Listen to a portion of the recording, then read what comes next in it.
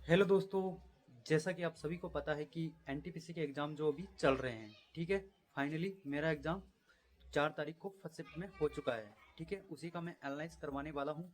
कैसे क्वेश्चन पूछे गए, मैथ से कैसे क्वेश्चन पूछे गए, जीके के कैसे क्वेश्चन पूछे गए और रीजनिंग के कैसे क्वेश्चन पूछे गए। मैंने कितना कितना अटेम्प्ट किया है वो सारा इसी वीडियो में बताने वाला हूँ। और ये वीडियो उन सभी भाइयों के लिए हेल्पफुल साबित होगा जो आगामी एग्ज़ाम जैसे रेलवे ग्रुप डी हो गया, ठीक है, और एलपी हो गया, ठीक है। जो सारे भी एग्ज़ाम हैं अभी जो 2025 और 26 में होने वाले हैं उन सभी भाइयों के लिए हेल्पफुल साबित होगा, क्योंकि मैथ और रीजनिंग के पैटर्न तो सेम है, क्योंकि मैंने सारे एग्ज़ाम दिए हैं 2025 में। जितने भी एग्ज़ाम हुए हैं ना रेलवे के सारे दिए, तो मैथ और रीजनिंग मैंने देखा, क्योंकि मैथ और रीजनिंग के सारे क्वेश्चन सेम है ना। वही पैटर्न आ रहा है सारे एग्ज़ाम में। इसलिए आपको इस वीडियो को ध्यान से देख लेना है और जो मैं चैप्टर बताऊंगा वो भी आपको देख लेना है, ठीक है। क्योंकि मैं जो एक एक क्वेश्चन लेके आया हूँ ना, वो जो एग्जाम में पूछे गए उन्हीं को आपको अच्छे से डेप्थ में पढ़ लेना है, ठीक है। तो चलिए शुरू करते हैं। पहले हम बात करेंगे मैथ्स की, ठीक है। उसके बाद करेंगे रीजनिंग की और जीके की, ठीक है। तो टोटल 100 क्वेश्चन है, ठीक है। 1.5 घंटे का आपको समय मिलता है, ठीक है। तो मैथ्स में प्रॉफिट एंड लॉस के 2 क्वेश्चन पूछे गए हैं, ठीक है। प्रॉफिट एंड लॉस तो आपको ये चैप्टर पूरा पढ़ लेना है, ठीक है। और साधारण ब्याज से भी 2 क्वेश्चन थे, ठीक है। इजी लेवल के नहीं थे भाई, या है ना, ये मत सोच लेना बिल्कुल इजी थे, थोड़ा सा हार्ड है, ठीक है। और डिस्काउंट के भी, जो डिस्काउंट प्रॉफिट है ना, उससे भी 2 क्वेश्चन पूछे जा रहे हैं हर एग्जाम में। मैं बता रहा हूँ वो हर एग्जाम में पूछा जाता है। और अभी जो मैं देके आया हूँ 4 तारीख को उसमें भी पूछा गया है ना। और सिंप्लीफिकेशन के 5 से 7 क्वेश्चन आते हैं, है ना। और मेरे एग्जाम मेरे शिफ्ट में भी आए थे, ठीक है। और परसेंटेज से 2 से 3 क्वेश्चन आए थे, लैंग्वेज बेस्ड भी थे, है ना, वही क्वेश्चन थे। और नल और टंकी से हो गया एक क्वेश्चन, ठीक है। औसत चाल का एक क्वेश्चन था। और काम और समय के से 2 क्वेश्चन थे, ठीक है। यानी ए इतने दिनों में करता है, बी इतने दिनों में करता है, ए और बी और सी तीनों मिलकर इतने दिनों में करते हैं, बताइए उनमें से एक की पूछ लेता है, ठीक है। ऐसे क्वेश्चन थे, ठीक है। और एक समकोण त्रिभुज का क्षेत्रफल ज्ञात करना था। यानी जो जो ट्रिपलेट आता है ना दोस्तों, जैसे 3 4 5 होता है, 5 12 13 होता है ना, 9 40 41 होता है, ऐसे है ना। तो ये ट्रिपलेट को आपको अच्छे से याद कर लेना है मैथ में, ठीक है। और समकोण त्रिभुज का क्षेत्रफल होता है 1/2 इंटू आधार गुना ऊंचाई। मैथ में आपको फॉर्मूले रट लेने हैं, है ना, सारे के सारे, ठीक है। वो मैं आपको एक पीडीएफ में डाल दूंगा शॉर्ट वीडियो में, तो आप उसको जरूर देख लेना, ठीक है। समकोण त्रिभुज का क्षेत्रफल हो गया, उससे एक क्वेश्चन आया था। 2 क्वेश्चन काम और समय वाला था, ठीक है। और एक क्वेश्चन था स्पीड और डिस्टेंस से, ठीक है। जो रेलगाड़ी है वो इतने समय में इतने किलोमीटर की दूरी चल लेती है, ठीक है, ऐसे क्वेश्चन था। या एक मतलब एक प्लेटफॉर्म को पार करने में इतना समय लेती है, ठीक है। तो रेलगाड़ी की लेंथ बता दीजिए, ठीक है। ऐसा क्वेश्चन आया था। और एक गोले का आयतन दिया हुआ था, ठीक है। उससे और दिया था आयतन तो दिया हुआ था। जो गोले का आयतन का फॉर्मूला क्या होता है, तो 4/3 पाई आर क्यूब, ठीक है, गोले का आयतन होता है। और उससे अपने को व्यास ज्ञात करना है। पहले त्रिज्या ज्ञात होगी और व्यास मतलब त्रिज्या का 2 गुना होता है व्यास, ठीक है। और त्रिकोणमिति से एक क्वेश्चन आया था, सिंपल आया था बिल्कुल, ठीक है, फॉर्मूला बेस्ड। अब बात करेंगे हम रीजनिंग की, ठीक है भैया। रीजनिंग में पूरा क्वेश्चन सेम आ रहा है जो 2025 में एग्जाम हुआ है ना, उनके एक बार देख लीजिए कोई सा भी। जैसे आरपीएफ का हो गया, या एनटीपीसी का हो गया, या एलपी का उठा लीजिए, आप टेक्नीशियन का उठा लीजिए, सारी रीजनिंग वही पूछी जा रही है, सेम टू सेम, है ना। आपको केवल डाटा चेंज हो रहा है, बाकी वही पैटर्न आ रहा है। तो इसलिए मैं बता रहा हूँ क्वेश्चनों को जरूर पढ़ लीजिए, ठीक है। तो सिटिंग अरेंजमेंट्स के 5 से 4 क्वेश्चन, मतलब 4 से 5 क्वेश्चन सिटिंग अरेंजमेंट के आएंगे, ठीक है। 2 क्वेश्चन तो आए थे व्रत वाले, सर्कल में दे रखा था, मतलब केंद्र की तरफ मुख करके बैठे थे, ठीक है। 7 बंदे थे। और एक में आए थे 6 बंदे, ठीक है। और दो प्रश्न आए थे ऐसे, जो उत्तर की तरफ मुंह करके बैठे हैं बंदे, ऐसे 2 क्वेश्चन थे, ठीक है। पाँच पाँच पाँच ना, एक तो 5 का था और एक 6 का था, ठीक है। और एक क्वेश्चन था जो एक के ऊपर एक दिया रहता है ना दोस्तों, वो वाला था, ठीक है, बॉक्स। तो सिटिंग अरेंजमेंट के 5 क्वेश्चन हो गए। और एक आता है क्वेश्चन जो मतलब RONG ऐसे दे दिया कोड, और उसका संख्या में दे दिया, जैसे 73 है, और दूसरा दे दिया लॉन्ग, उसका है 12 और 35। तो इनमें से बताओ एल का कोड कौन सा है? जो इनमें नहीं होगा वही इसका आंसर होगा, है ना। ठीक है, ऐसा क्वेश्चन थे, ऐसे क्वेश्चन दो थे, है ना। सेम टू सेम हर एग्जाम में पूछे जा रहे हैं ऐसे कैसे क्वेश्चन। और अब कोडिंग डिकोडिंग से क्वेश्चन आते हैं, आप ABCD को रट लो, है ना, कोड तो पूरे याद कर लो, ताकि देखते ही अपने को आंसर आ जाएगी। ज़्यादा टाइम रीजनिंग में ख़राब नहीं करना है, ठीक है। क्योंकि मैंने टोटल 15 मिनट में जीके 12 से 15 मिनट में जीके पूरी कर ली थी, ठीक है। और उसके बाद मैंने रीजनिंग को किया था, है ना। रीजनिंग को भी मैंने बहुत जल्दी निपटा मतलब कर दिया था। कम से कम मेरे पास 45 मिनट बचे थे जब मैं मैथ को मैंने स्टार्ट किया था, है ना। उसके बाद मेरे पास 45 मिनट बचे थे जब मैंने मैथ को स्टार्ट किया था। तो जितना स्पीड हो सकता है ना रीजनिंग में, तो उतना स्पीड रखना है अपने को, ठीक है। और दोस्तों कोडिंग डिकोडिंग के 6 से 7 क्वेश्चन हो गए, और कथन निष्कर्ष के 2 क्वेश्चन थे, ठीक है। जैसे कुछ ए बी है, सभी ए बी है, ऐसा क्वेश्चन था, 2 क्वेश्चन थे। ये क्वेश्चन हर एक शिफ्ट में आते हैं, ठीक है। इसको भी आप अच्छे से पढ़ लीजिएगा। अब नंबर सीरीज के 3 क्वेश्चन आए थे, ठीक है। नंबर सीरीज के आप जानते हो सिंपल थे, ज़्यादा डिफरेंस चेक करके ऐसे दे रखे थे। और पूरे लेवल की बात करें तो इजी टू लेवल है, मतलब इजी रीजनिंग पूरी इजी थी। मैथ थोड़ी सी मॉडरेट टू हार्ड है, कुछ क्वेश्चन हार्ड थे, 2 से 3 क्वेश्चन, ठीक है। तो मैथ में मैंने टोटल किए थे मैथ में 30 में से 27 क्वेश्चन अटेम्प्ट किए थे। और रीजनिंग में मैंने 30 में से 30 अटेम्प्ट किए थे पूरे के पूरे, है ना। हाँ, सिली मिस्टेक हो सकती है, बाकी 30 में से 30 अटेम्प्ट किए हैं पूरी 100% एक्यूरेसी के साथ, ठीक है। और साइन चेंज वाले क्वेश्चन भी आया था रीजनिंग में, एक साइन चेंज से आया था, और ब्लड रिलेशन से 2 क्वेश्चन आए थे, ठीक है। वो नहीं हो गया दोस्तों, जैसे ए क्रॉस का लगा दिया ऐसा चिन्ह, है ना। तो ए का बी, A × B दे रखा है, A+B दे रखा है, ऐसे मतलब ए बी की बुआ है, ए बी का पिता है, ऐसा, है ना। ऐसे क्वेश्चन आए थे सीटिंग अरेंजमेंट के, जो ब्लड रिलेशन के 2 क्वेश्चन आए थे, एक सिंपल आया था, एक तस्वीर को इशारा कर रहा था, है ना, ऐसा क्वेश्चन था, ठीक है। ये क्वेश्चन रीजनिंग के थे जो मैंने 30 में से 30 अटेम्प्ट किए थे, और मैथ में मैंने 30 में से 27 अटेम्प्ट किए थे। अब बात करेंगे हम जीके की। आपको पता है जीके में 40 क्वेश्चन आए थे, है ना। ये पूरा चिट्ठा है, आप देख लीजिएगा। और अब बात करते हैं जीके की। तो जीके में टोटल 40 क्वेश्चन थे, ठीक है। 40 में से मैंने 38 अटेम्प्ट किए थे। तो क्वेश्चन कैसे कैसे थे वो मैं भी बताता हूँ, है ना। ये PDF में लिख रखा है मैंने, ये मैं स्क्रीनशॉट के तौर पे वहाँ पे लगा दूंगा, आप देख लेना, है ना, ठीक है। तो एक क्वेश्चन था वैश्वीकरण से, ठीक है। वैश्वीकरण का अर्थ क्या होता है ना। जो हम वैश्वीकरण है, अपने जो व्यापार को विदेशी व्यापार से जोड़ते हैं, वही वैश्वीकरण होता है ना। ऐसा क्वेश्चन था, और ऑप्शन में भी था, भारत के लोक अदालत का संचालन कौन करता है, ऐसा भी एक क्वेश्चन था। भारत के जो लोक अदालत है उसका संचालन कौन करता है, ठीक है।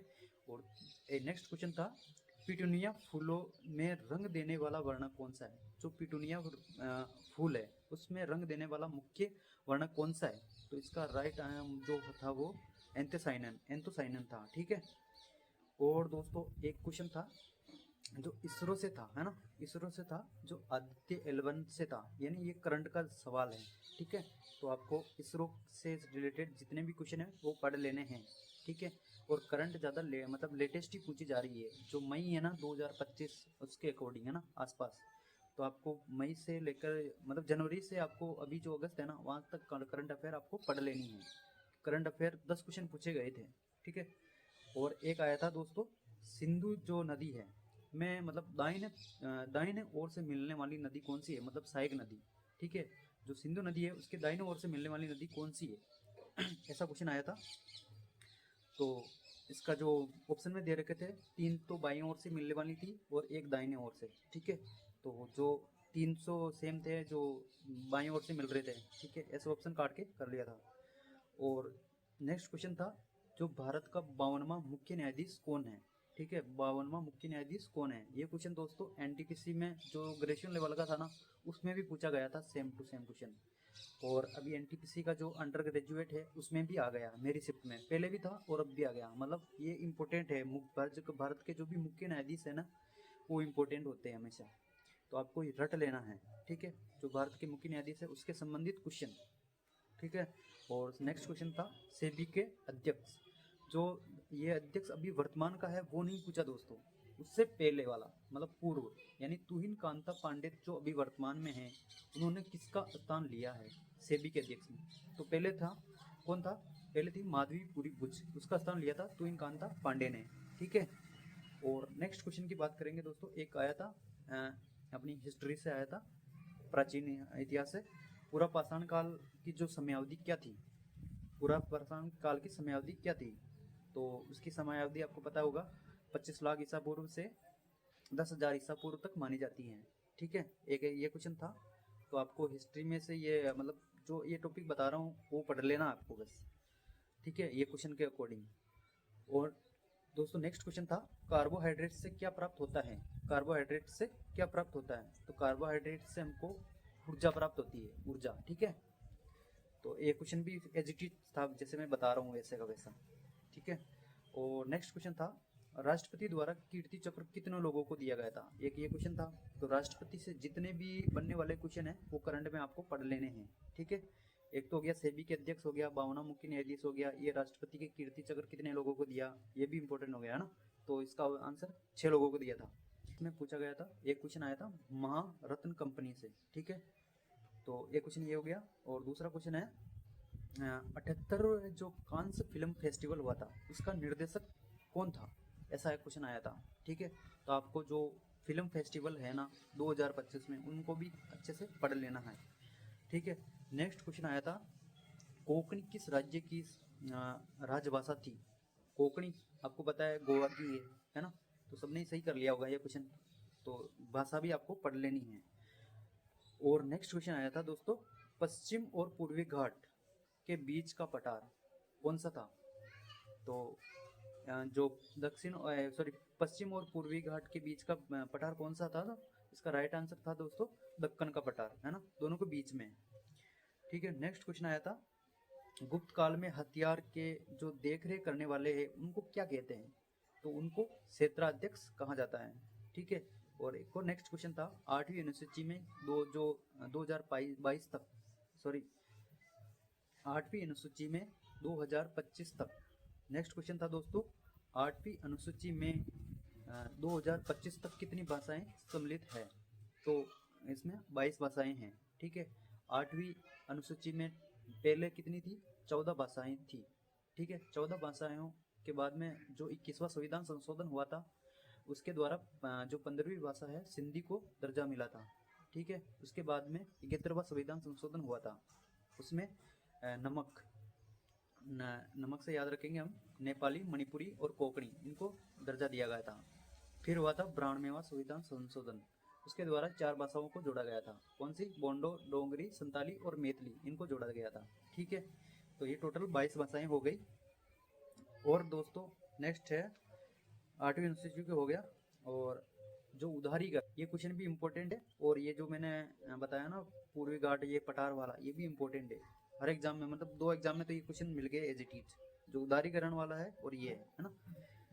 जो उदारीकरण है उसकी शुरुआत कब हुई थी, तो ऑप्शन में था 1991 में, है ना, वही सही होगा इसका राइट आंसर। और 1947 में भारत की अर्थव्यवस्था किस पर आधारित थी, 1947 में जो भारत की अर्थव्यवस्था किस पर आधारित थी, तो ऑप्शन इसका राइट आंसर था कृषि, कृषि पर आधारित थी। नेक्स्ट क्वेश्चन तो था दोस्तों मतलब 3% अनुच्छेद से थे, ठीक है, 3% अनुच्छेद से थे। और नेक्स्ट था राज्य पुनर्गठन आयोग, राज्य पुनर्गठन आयोग से क्वेश्चन पूछा गया था, जो मतलब कौन सा राज्य है जो जिसका राज्य पुनर्गठन आयोग नहीं हुआ, ठीक है, तो गोवा जिसका राज्य पुनर्गठन नहीं हुआ था। एसडीजी के लक्ष्य कितने थे, ऐसा भी क्वेश्चन आया था, शायद ऑप्शन गलत दे रखे थे उसमें, लेकिन एसडीजी के 17 लक्ष्य थे, लेकिन उसमें तो ऑप्शन में 10 ऐसे दे रखे थे, 10, 5, 9 ऐसे दे रखे थे, है ना, शायद क्वेश्चन गलत हो सकता है। एक क्वेश्चन था एआई आधारित वन निगरानी जो ऐप लॉन्च किया गया है वो किस राज्य में किया गया है, तो वो मध्य प्रदेश में किया गया था। तो ऐसे भी क्वेश्चन पढ़ लीजिए, जो करंट के है लेटेस्ट वो मैंने बता दिए हैं, ये क्वेश्चन थे। तो मैंने जीके में टोटल 38 किए थे 40 में से, ठीक है। और रीजनिंग में मैंने 30 में से 30 गए थे। एक्यूरेसी पूरी है मेरी, बहुत कम चांस है इसमें गलत होने की। जीके का पता नहीं, क्वेश्चन गलत हो सकते हैं। और मैथ की बात करें दोस्तों, तो मैथ में मैंने टोटल 30 में से मैंने 27 अटेम्प्ट किए थे। हाँ, 2 में डाउट लग रहा है, बाकी ठीक है, सही हो जाएगा। बाकी जीके का पता नहीं है, क्योंकि मैंने मतलब जब साइको का रिजल्ट आया था ना, तो उसके बाद से मैंने ये मतलब इसके एनटीपीसी की तैयारी करना छोड़ दिया था, क्योंकि साइको की तैयारी करनी थी और पहले मैंने साइको की तैयारी नहीं की थी।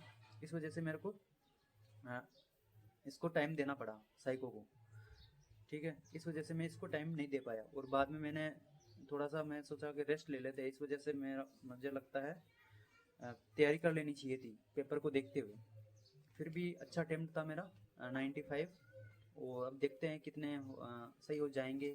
बाकी मैथ और रीजनिंग में मैं श्योर हूँ भाई हो जाएगा। बाकी जीके में मेरे 25 के अप्रोक्स सही हो, मतलब पूरी संभावना है भाई इतने तो सही होंगे।